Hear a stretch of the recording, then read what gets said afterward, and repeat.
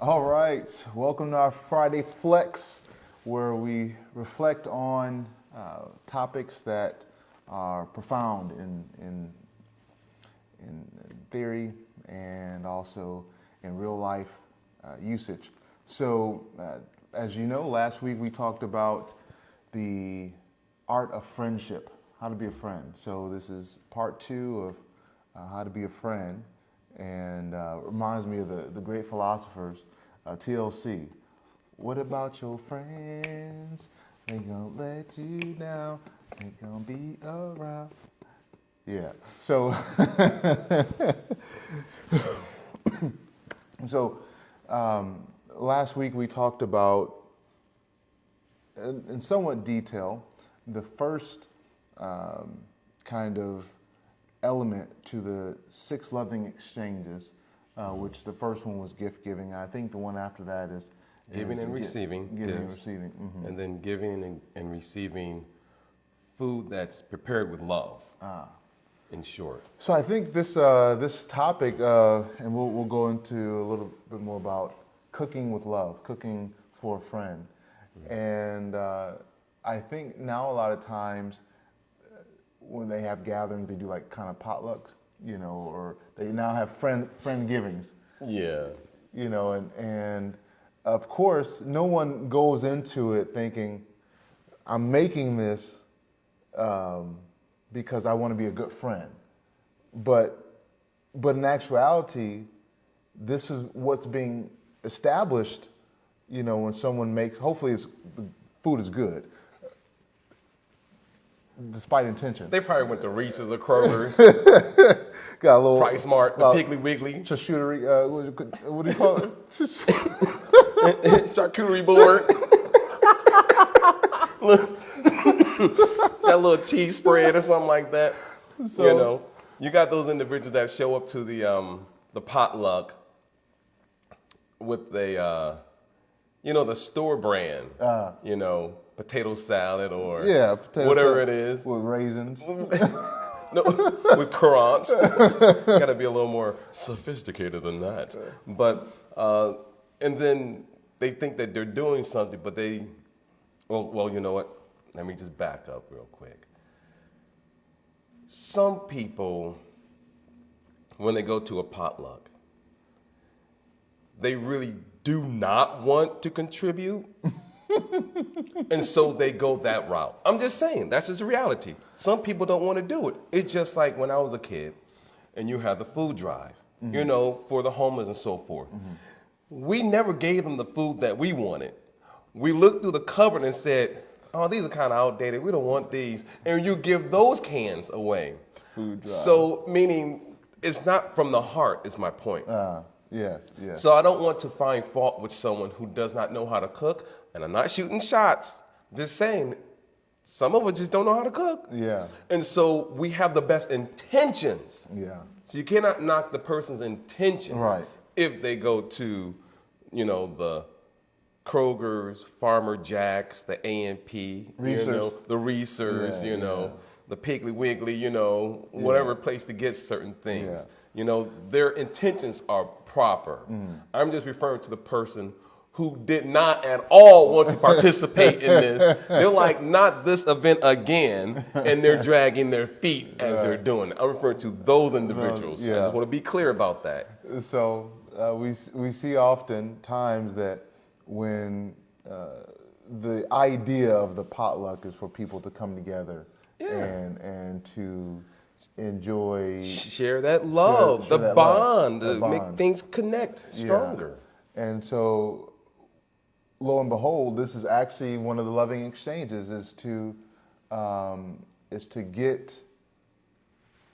cook for someone, to express love through one's cooking. Mm-hmm. And it's really fascinating because for most, I think, for the parents or the grandparents born in they had the ability to cook. So when one had their food, they can taste the love that was put into the food, and we go to the 70s, 80s, 90s,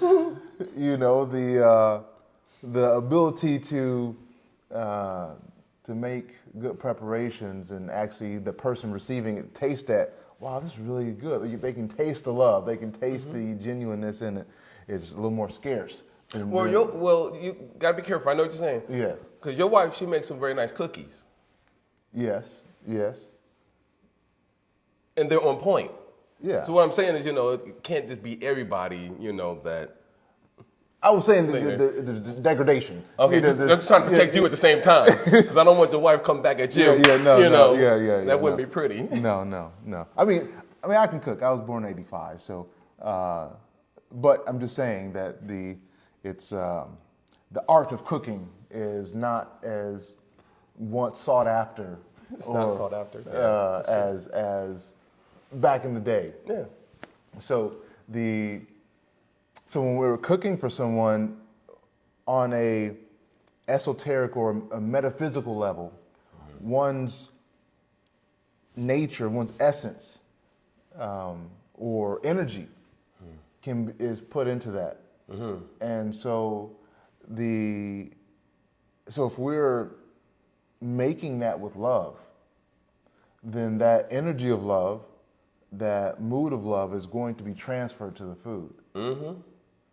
And so if we're angry, if our full focus, our full meditation is not on making the best preparation, then that person we're feeding is not going to get the best side of us, because they're eating what we're giving them. They're eating in one sense, our consciousness. Yeah.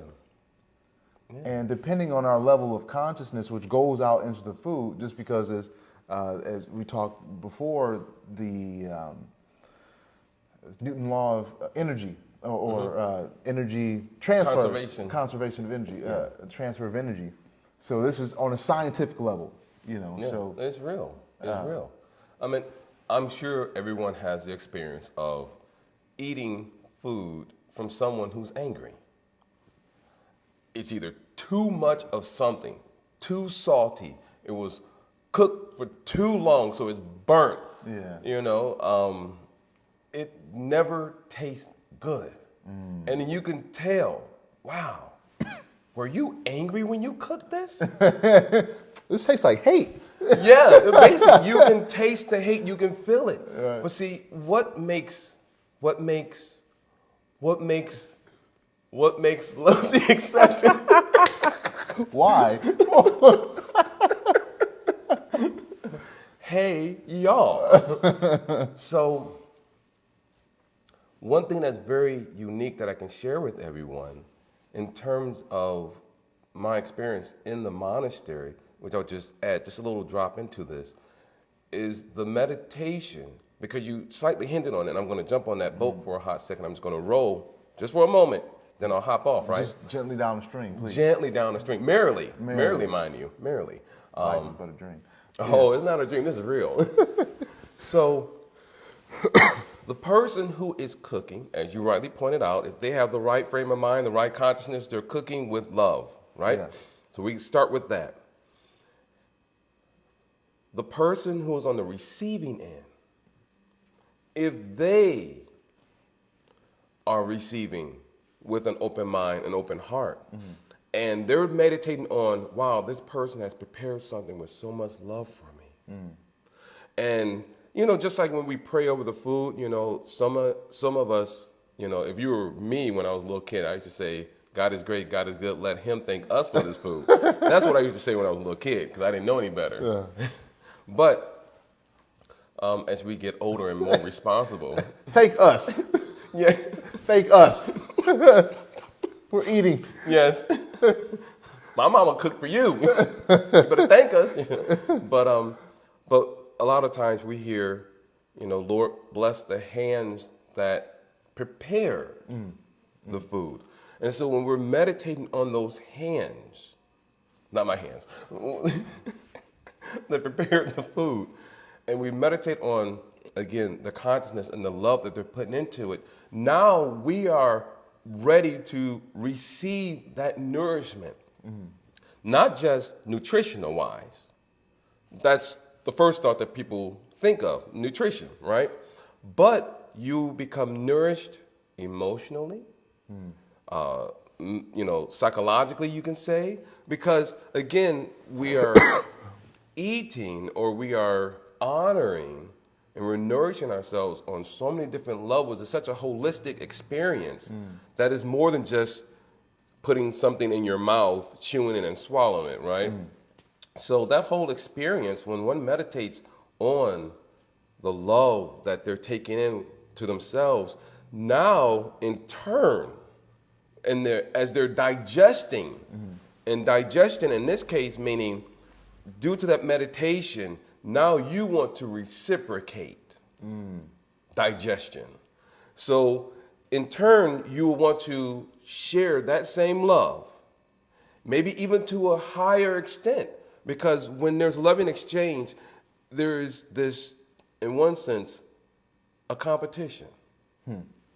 It's not that you're trying to outdo the other person, but it's just that you receive so much love, you can't not help but to reciprocate in such a more giving, more loving nature that it enthuses the other person to want to give more. So the point is that it gets sweeter and sweeter when we are meditating on how we're preparing the food that we're going to share with another person.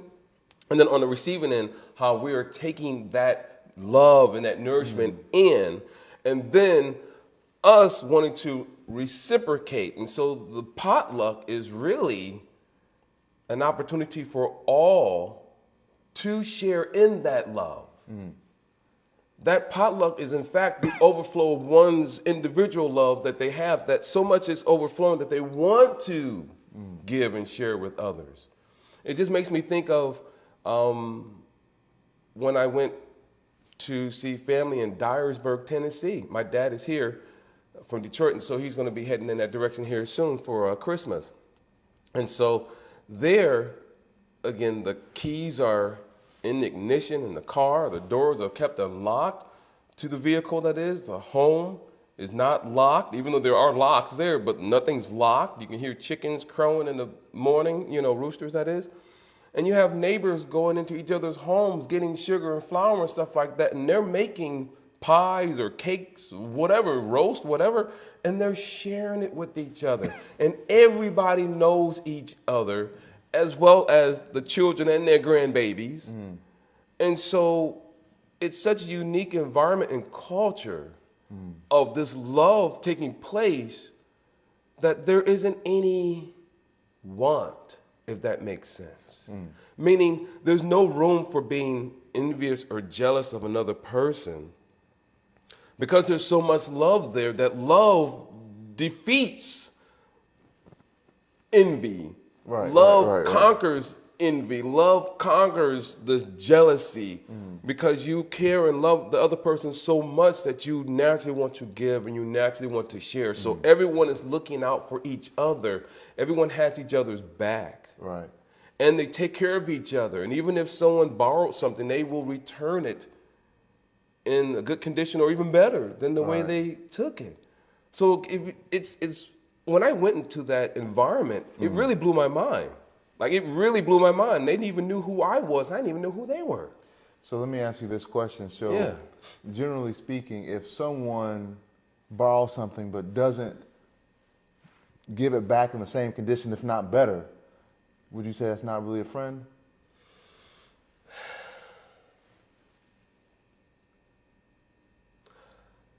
There are things that I would point out, or should I say things to consider.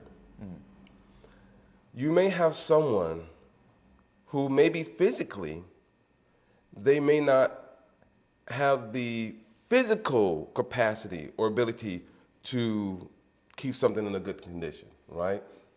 Whatever the limitation may be. Not finding fault, just something to consider. But also point out that even if one may not physically be able to do, we can still phone a friend, or you can say, maybe take something, like let's say, for instance, if you allow me to borrow your car, for example, as an example, and I'm not able to clean the vehicle, maybe because I have a back problem, as an example. Gotcha. So my back is hurting or it's sore. You allowed me to take your vehicle to a doctor appointment, whatever like that. I returned it back, but I could not clean the vehicle due to a back injury, right? Right. So even though I may not be able to physically clean the vehicle to return it properly, I was able to get gas in it, of course. But if I take it to one of the, well, I'll just say here in the state of Oklahoma, specifically Tulsa, there are numerous pop-up shops or businesses or the brother in the alley that they can clean your car for you. Yeah. And so, and they will be very happy to clean your car for you. So they can vacuum things out and so forth for you. And you can pay that person, they'll do a good job to detail your car is what I'm trying to say. Yeah. And then you can return it to your friend like that. So again, even physically you may not be able to do, but then if one thinks a little further and say, okay, maybe I can have someone help in this regards, maybe that's possible. So in terms of if someone is what I consider that person to be a friend, if they're not able to return something in the proper, like equal condition that I received, that was received.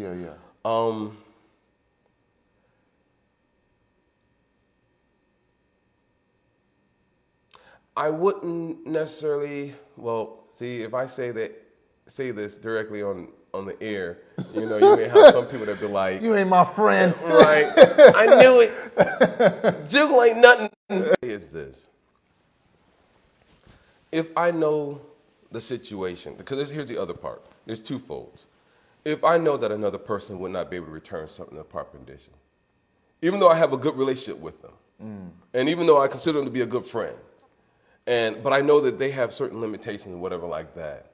If I know that, and I have a good relationship with them, that's one thing.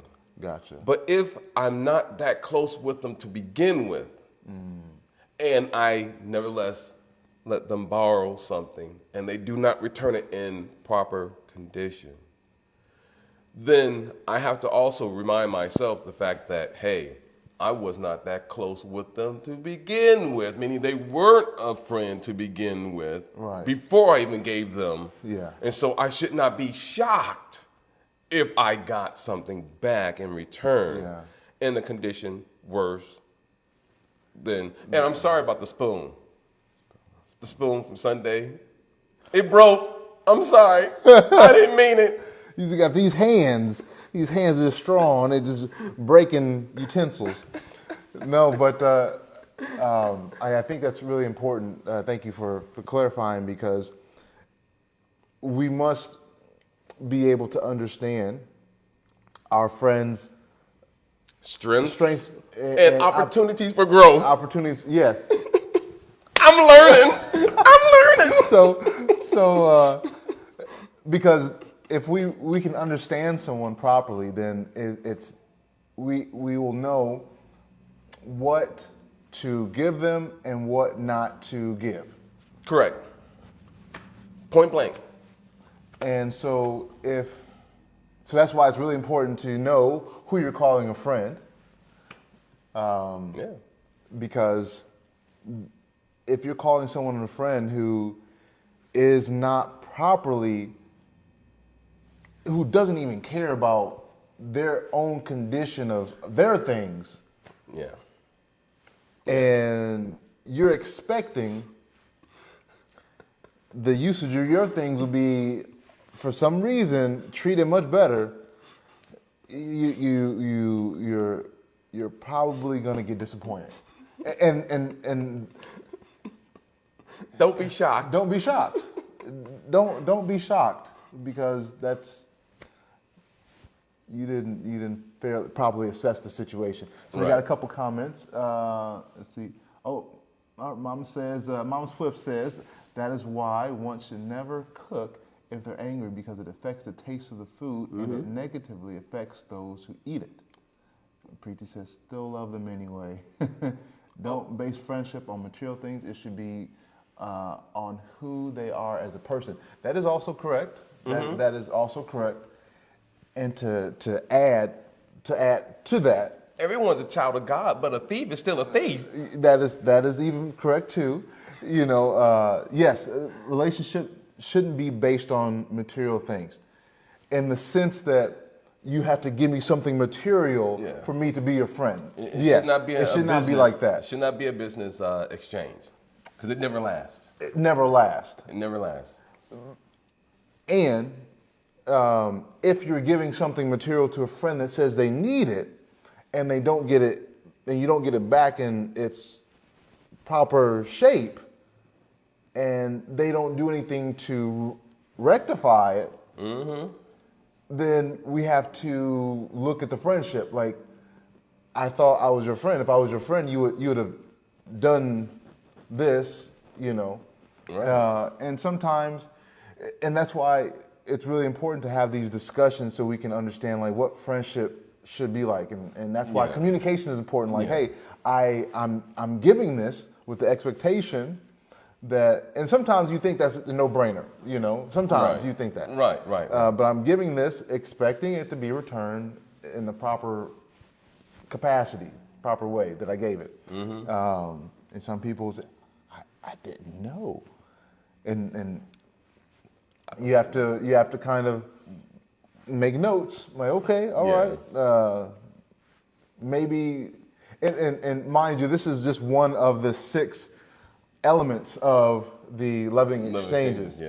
But as far as gift giving, and now this particular topic is cooking, but they say a way to a man's heart is through the stomach. You know, that's for maybe most men.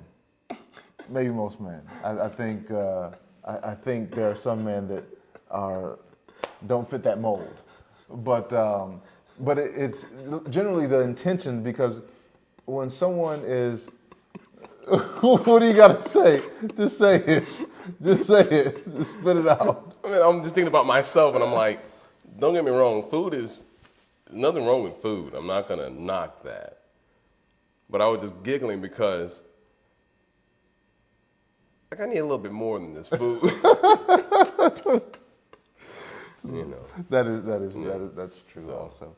Because I myself, I'm like, even if you're a good cook, there has to be more. Yeah, you gotta have a nice brain. Yeah. Heady, and yeah. So anyway, when we are preparing things, it's always best, especially if we're doing it for a friend, not just for anybody, because cooking in itself is a meditation. Because what you're doing in essence is you're using the ingredients of the earth and satisfying your body and other people's bodies. So it is a meditation. It's a meditation. Because what do they say? The food of the earth, or the herbs of the earth, are actually the doctors. They're actually healing. Yes. So you're like a doctor in the kitchen, because you're putting together ingredients which can heal. And if the mindset is not right, just like I would hate to go into a hospital and the doctor's angry and he's going to do surgery. I'm just like, no.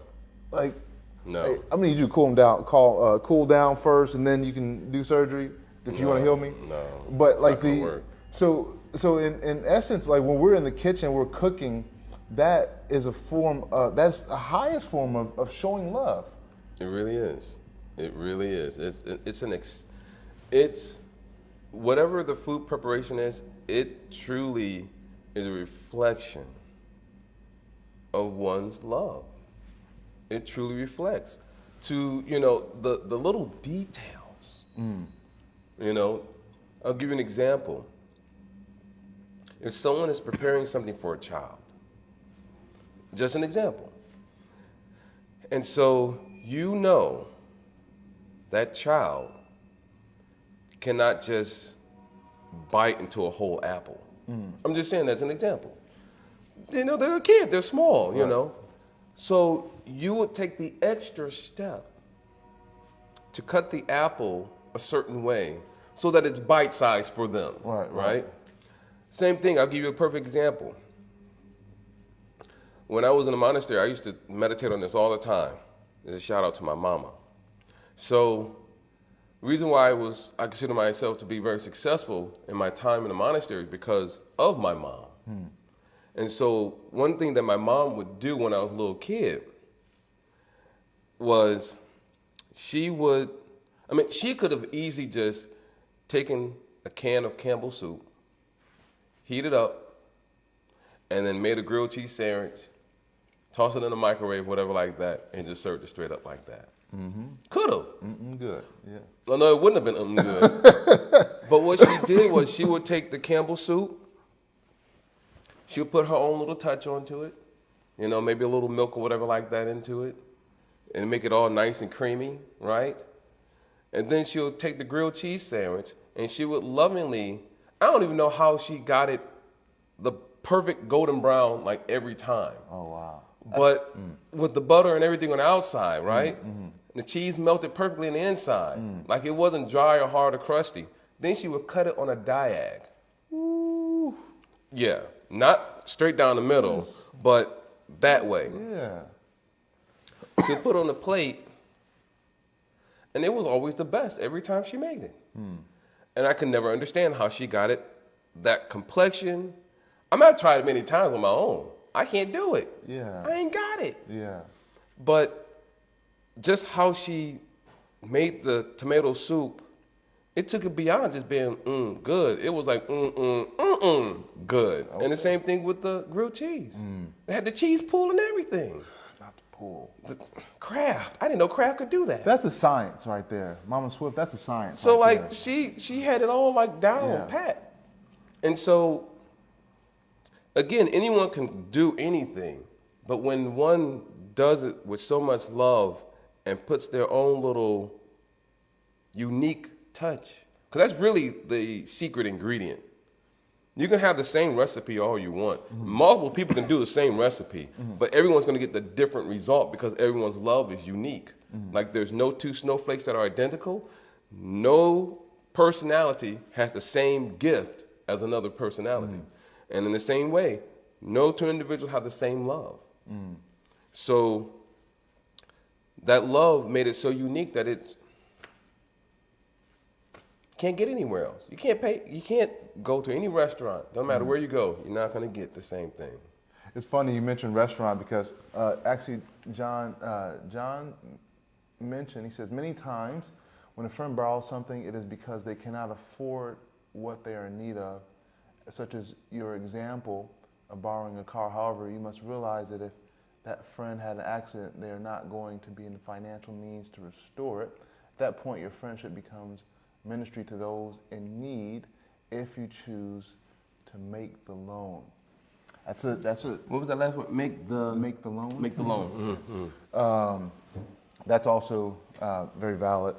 You mentioned something about restaurants, and I was thinking at restaurants, what do they do before the food comes to the table? They organize or they prep it in such a way where the presentation looks nice. Because presentation is also good It's all too. about the presentation. Everything. Like, Everything. About the presentation. It's like, wow, they really cared about me that much to present it in such a way. Like, wow. They want you to have the full experience. And people take pictures. You know, they don't even eat yet. They're like, just let me take pictures. Yep. You know, they're doing, you know, cover photos with pictures, or like it's food true. preparation. No, I don't know what it's called, but yeah, people do those. What is it called? Vlogging. Vlogging? No, I don't. It's think not that- vlogging. No. I mean, it's food logging. I'm sorry. I don't know. I don't have social media, so forgive me if I'm using a word that's not right. I think flogging is like. Isn't that what, whipping somebody Or on the like, street? I thought it dealt with water, but maybe I'm wrong. No. Somebody can look it up. Basically, they're going around there taking pictures of food meals, like you're saying. Yeah. And then sometimes they will take a picture even of the scene, like the ambiance in the place. You know, just when someone goes over and beyond the call of duty. Right. The meal, the table, the ambiance, just wow, like 5-star. Like And- that's the difference. If you've ever been to like a 1-star restaurant or a no-star restaurant, and you Yeah. go to like a 5-star type of a hotel or whatever like that, comparing everything, I mean, it's like night and day. Yeah, the It's difference in the amazing. service. The service, yes. And that's another element that's also present in that friendship in the form of cooking is the service. Because the service is being performed for that friend. And anytime we have a friendship, there's automatically going to be service. With a smile. With I'm a- messing with you, You know, sometimes. Your mom says, do you mean food blog? Food blog, yeah. Yeah.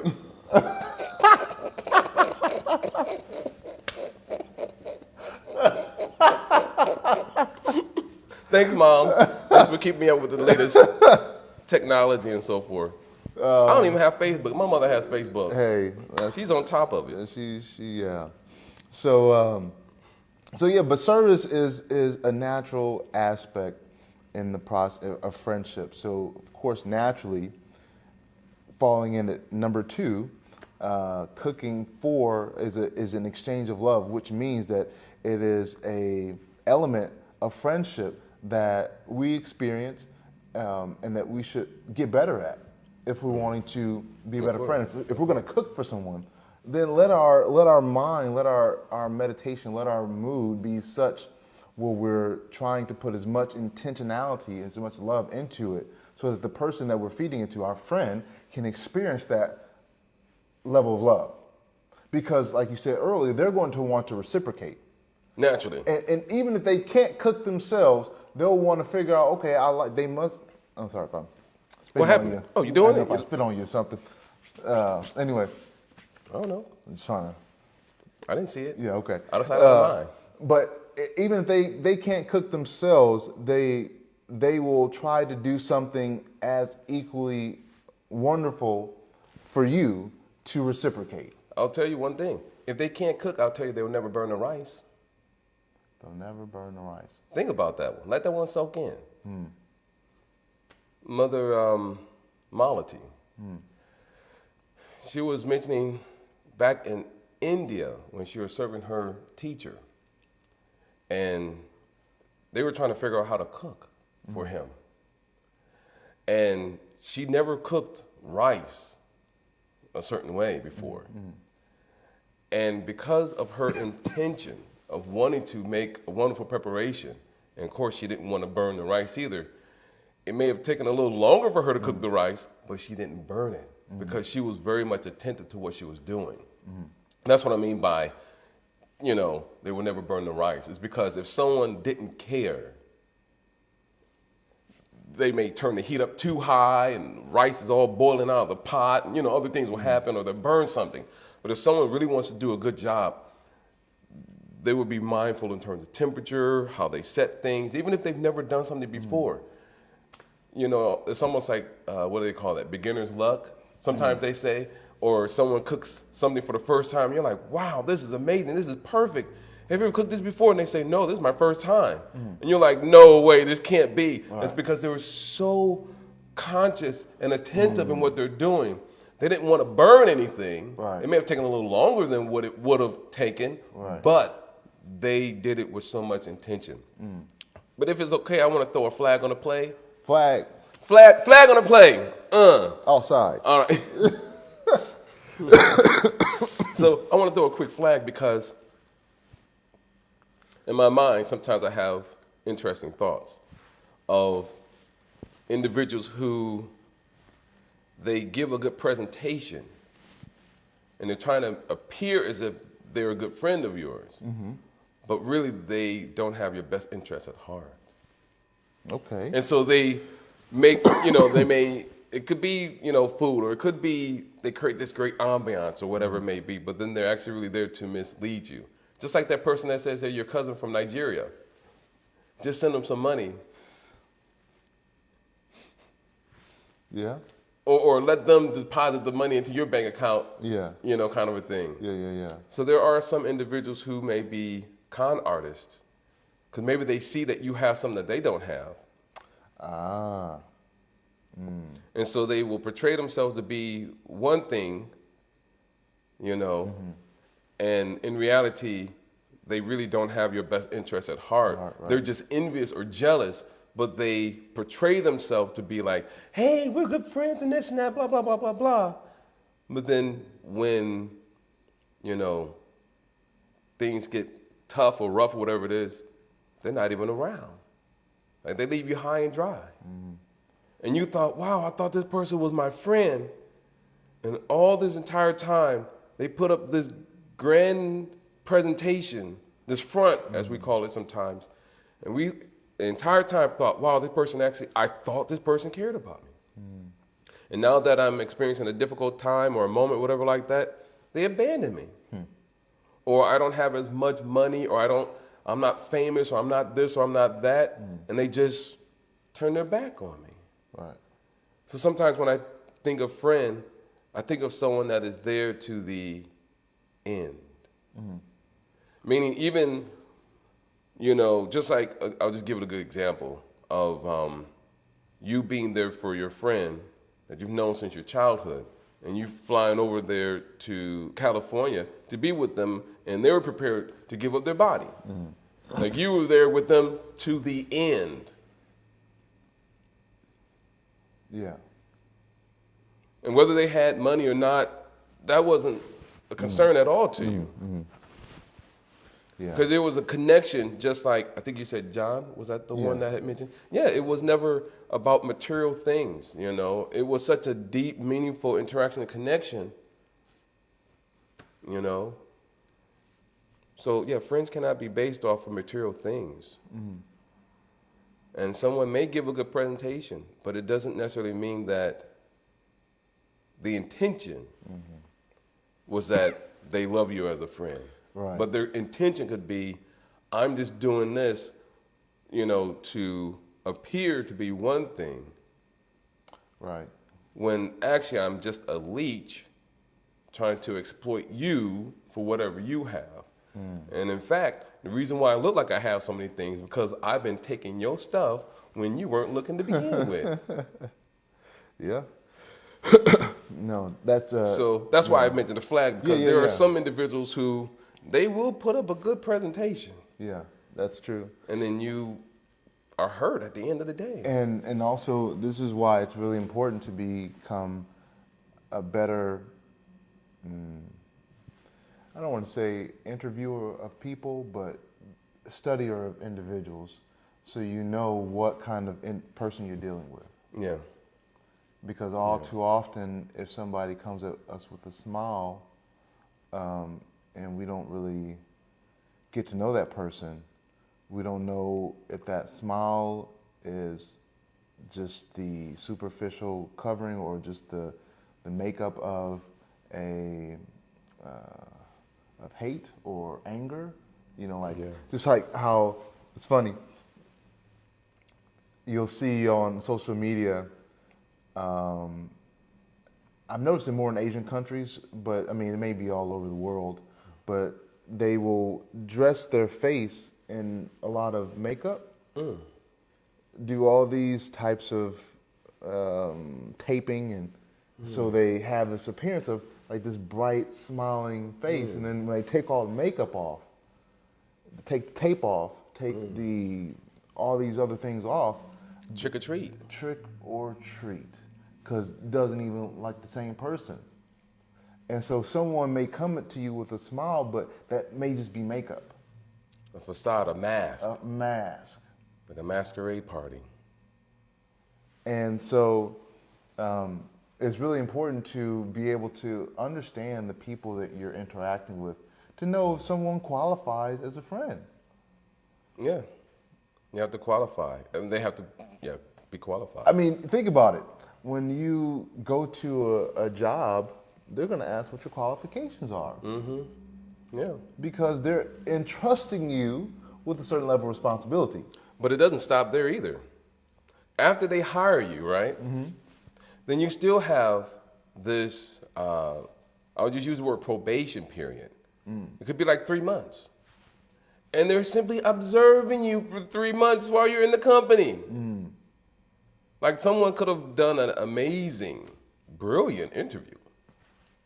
Could have been 1, 2, 3 interviews, however many is necessary.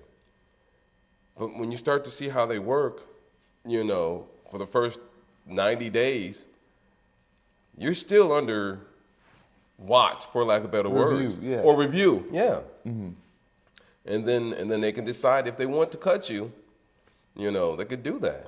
Yeah. And so our lives matter, our time matters. Of course. So we should be very mindful and also very vigilant about who we let into our circle. So so we have giving and receiving gifts. We have cooking, making preparations. Giving and receiving preparations with love. What's the third one? Yeah, 3 and 4 is giving and receiving food prepared with love. Giving it's and total. receiving. Yes, because we already did 1 and 2, which is giving and receiving gifts. Gotcha. Yeah. Gotcha. So 5. So 5 is to share your heart and confidence, and 6 is to receive advice or So, seek advice. Seek advice. Yes. So and it's really thinking about how to give one's heart, or to be able to reveal one's heart. That is very difficult, because if a person doesn't know how to properly be a friend, they could use those things that you gave to them in confidence against you. Yes. Yes. And I think everybody watching has had a friendship or friendship that they told someone something very special, and it was used against them. Yep. And I think that is one of the most devastating experiences we can have in life, when someone you thought was your friend using the information that you gave against you. Yeah. Yep. That happened to me multiple times. And that's why, as an individual, I closed up as a result. Because you think that you can trust someone and speak in confidence, but then when you see that you're speaking in confidence with someone, and then they share it with someone else, it doesn't matter who the other person is, then you realize you cannot really speak to anybody. So for me, as a person, confidentiality is very important. Intimacy, or having this vulnerability, is very important to me. So that's the way to my heart. Yeah, confidentiality.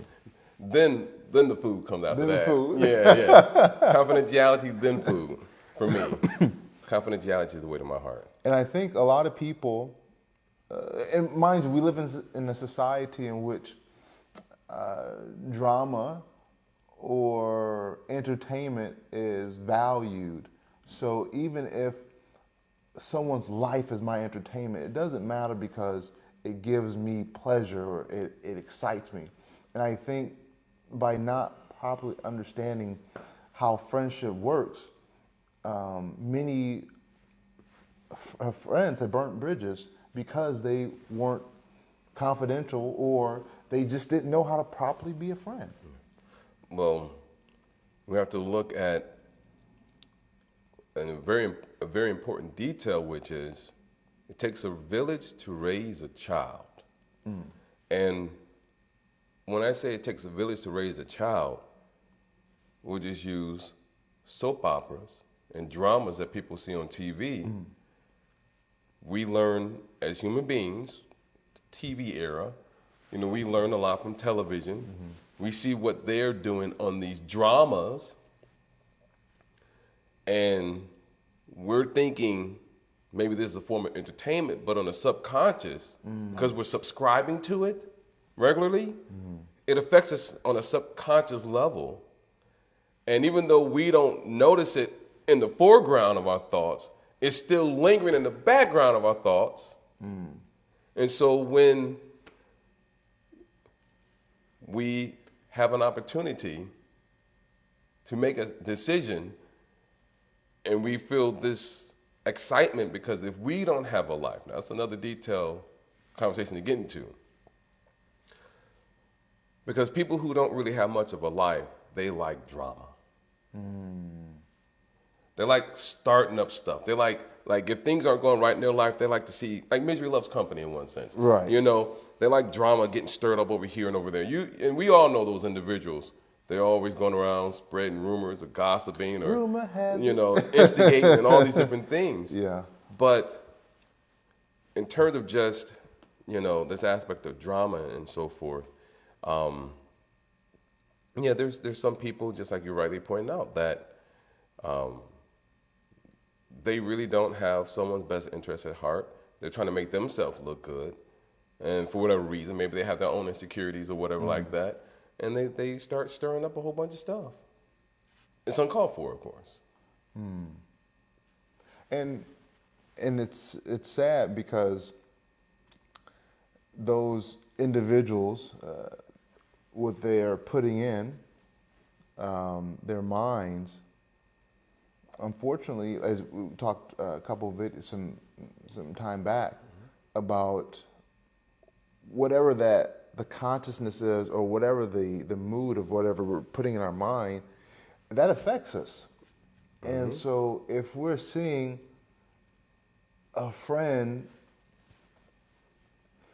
like the TV show Friends, and of course there was some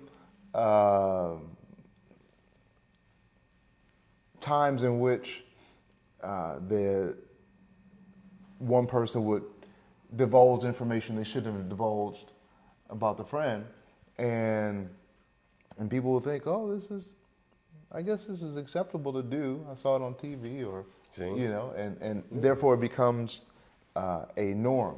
Yeah, it becomes a norm, right? And this is just watching one TV show. Yeah. But we're watching multiple TV shows. Yeah. And so also one's home environment. That too.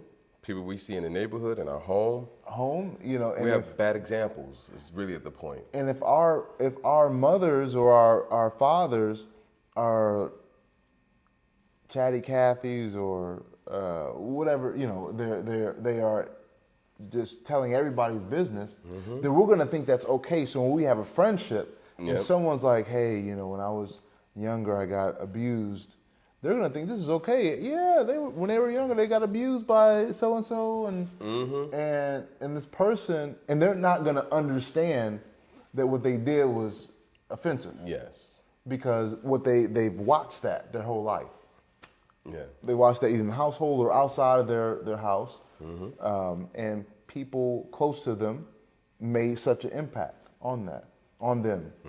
And so to reveal one's heart and confidence is an art, because we have to become even better with understanding who we're dealing with. Yeah. Because this is, I mean, a lot of what we experience in this world is so difficult that we don't want just everybody knowing. You know, I can say this because my wife, you know, has written a book, and she'll soon publish it.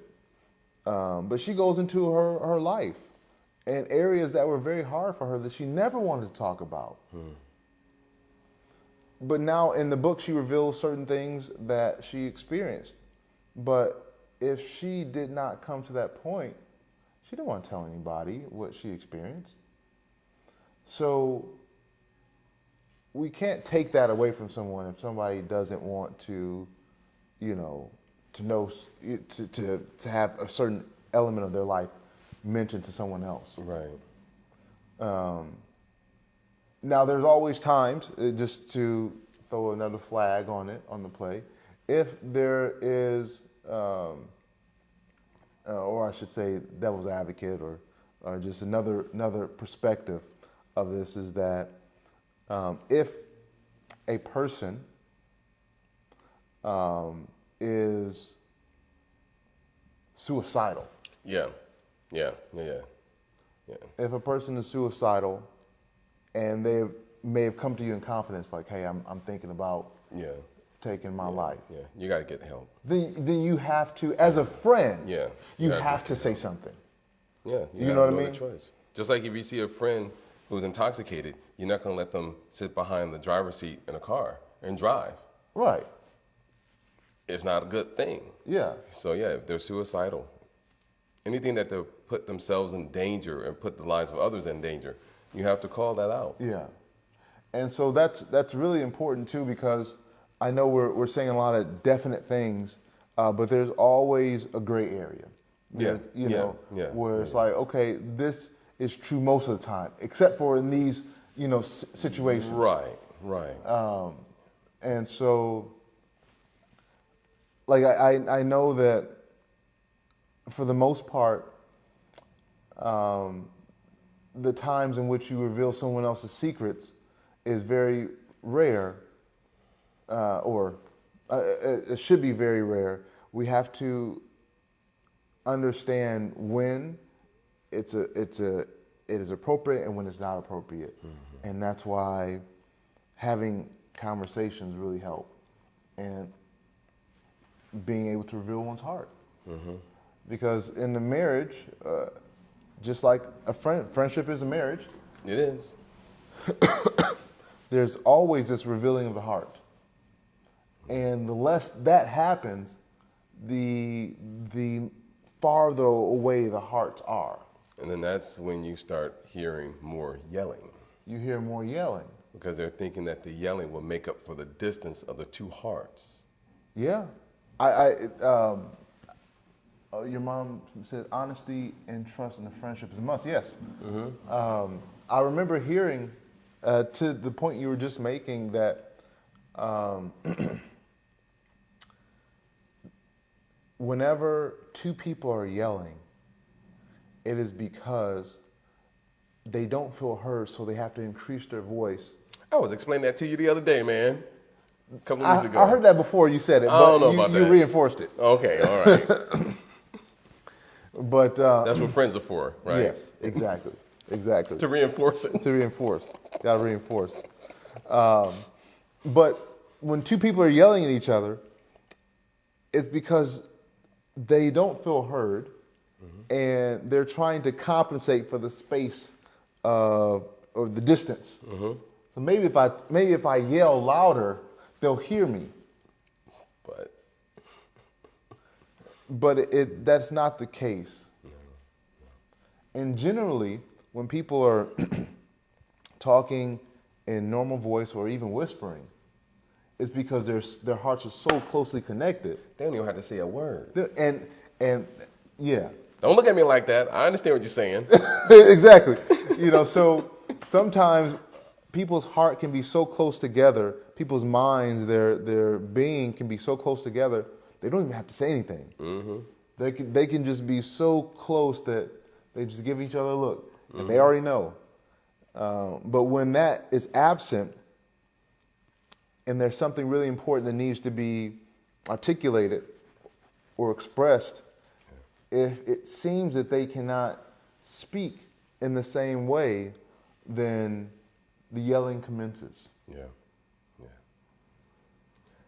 It just makes me wonder, after all of that hurt that we experience, I mean, we, in some way, shape, or form, you can say we're damaged. It's scars. We've been hurt so much in our lives. We've been exploited, manipulated, cheated, you name it. Hurt in so many different ways. And we have the scars to remind us. And sometimes those scars, even though they're healed, the scar sometimes is more sensitive than what the skin was before, right? And it's so in my mind, I'm thinking, how can a hurt person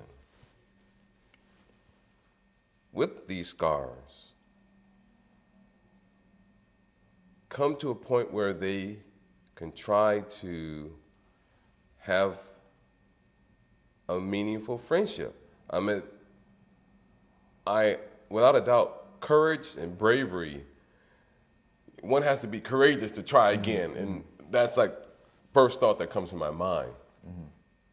Because you never know what the other person is going to we don't know about the other person. But because of intimacy and vulnerability is so important in the world, there's not enough of it, of course. And so there's so much division in this world. Families are all broken apart. Communities are not close-knit together anymore. Just like I was giving an example of, Dyersburg, where everyone is kind of close-knit, right? So everyone is so far and so distant, and everyone is thinking that the other person, even their neighbor, is their enemy. So it's like, how can we, I guess the word is, how can we heal the world? In terms of, but with relationships, how can we overcome our hurt and our pain that we've experienced and try again? Even though we know that there is another possibility of being hurt. Being hurt again, yeah. Because there are some people who have been so hurt that they feel broken. And they don't even want to try. And they don't want to try at all. Yeah. They just feel broken. It's like, you know what, I might be just beyond repair. Yeah. Yeah. And this may be something that can be jumped into at another time. But I'm just saying, this is just a thought that comes to my mind. Because, when I think of myself in certain situations, my heart closed up. I'm just personally. And you don't really want to share too much. You just keep to yourself. That's why I use the example of the Heisman Trophy. You stiff arm somebody. Not to let them get too close. I want to know you. Nope. Nope, exactly. You just stiff arm them, Yeah. And so to get to a point, and I won't go into too many details right now. I'm going to leave that as a cliffhanger. Stay tuned. Stay tuned. But just, trying to get to a point where your heart can open up again. Okay. I know a cliff you hanging from. Okay. Yeah. All right. Yeah. Sylvester Stallone, baby. Yeah. Cliffhanger. We have to wrap up here, but to this your point, and this is an even deeper discussion because it has a lot of just Elements levels, and levels, yeah. But in essence, just very clear, it is really dependent upon that person and their desire to really want to change, because the only way we can change the world is changing ourselves. Of course, that. I was willing to change. I was just ready to throw in the towel. Yeah. I wanted to be a better person, yes. Personal development, yes. Yeah. But to open up, I was like, what's the point? I'm saying I was ready to throw in the towel. It's like, forget it. Yeah. What's the point? I lived my life already. Yeah, no, that's true. I'll say this and we'll wrap up, because I think we're actually a little over our hour. But when you were mentioning about the scars, I thought about in previous relationships, I was so used to yelling that I thought that was a norm.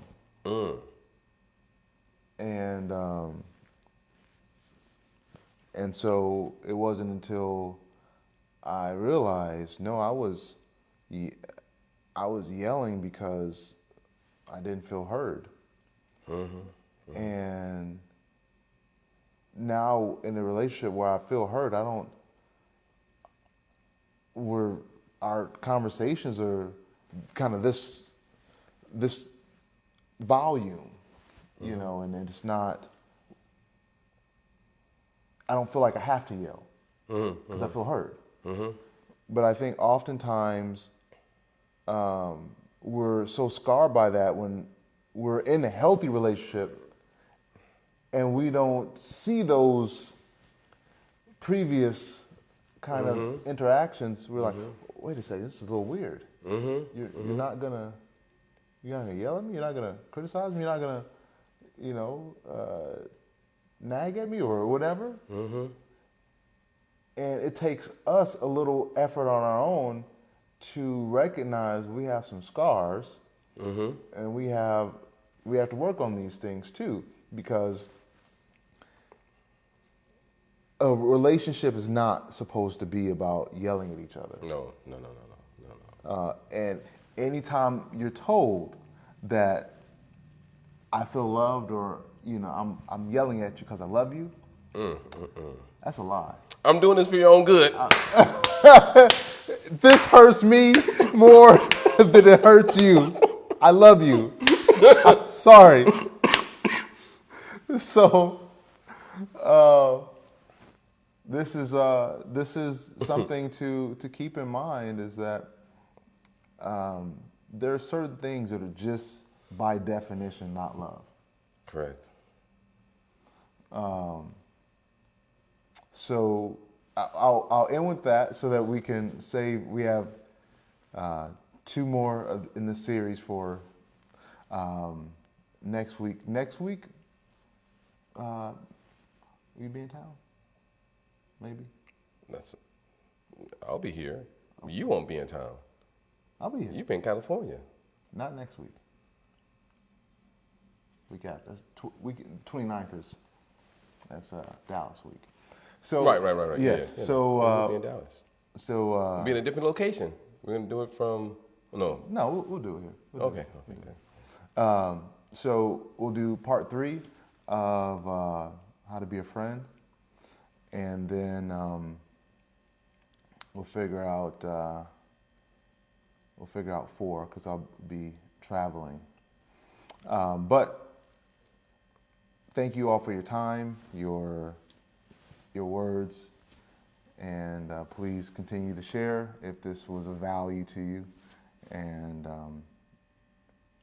yeah. Oh, what did I say? Great second friend segment. Thank you.